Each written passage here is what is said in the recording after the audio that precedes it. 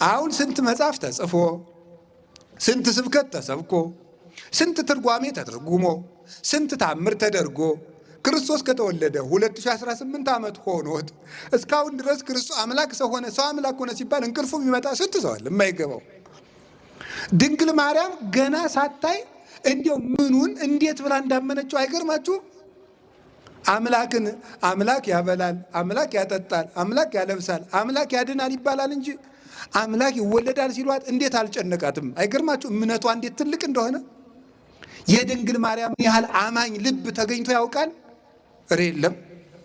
የመጀመሪያይቱ ያልከበዳት በእምነት ጉልበት የተቀበለችው ጠየቀች። እንዴት ሆኖ ነው እኔ ወንድ ሳላውቅም ወልደው በዚያውስ ላይ እኔ ፍጡር ፈጣሪን ይወልዳል እንዴት ሆኖ ነው አለችው። ለእግዚአብሔር የሚሳነው ነገር አለ ብለሽ ነው አላት። ኧረ እሱስ የሚሳነው የለም እሺ አለች። አሁን ዛሬ ሁሉ እኮ ነው ሞኙ እየመጣ አምላክ ይወለዳል፣ አምላክ ይጠጣል፣ አምላክ ይበላል፣ አምላክ ያንቀላፋል እያለ። ለድንግል ማርያም ግን አልከበዳትም። የተስፋችን ምልክት አምላክን ትወልጃለሽ፣ የምትወልጂው ልጅ ደግሞ የዘላለም ንጉሥ ነው ተብላ ሲያበቃ ወዲያው እንደወለደችው መጥቶ ሕፃኑን እንዳይገሉ ግብፅ ይዘሽው ሂጂ። አይገርማችሁም?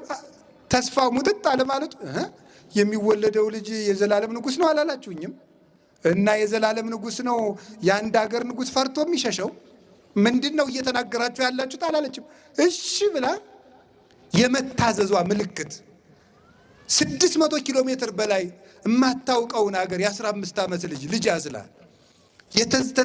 የተሰደደች የተስፋ ምልክት፣ የእምነት ምልክት፣ የፍቅር ምልክት፣ የመታዘዝ ምልክት፣ የብሕትውና ምልክት መቅደስ ገብታ ዞር ያላለችው 40 ዓመት አይናቸው 50 ዓመት 40 ዓመት አይናቸውን ዘወር ብለው ላላዩት ባሕታውያን ምልክት እንድትሆን ርግብ እንተ ትኄውፆሙ ለባሕታውያን ያለው ሊቁ ለዚህ ነው ያላት።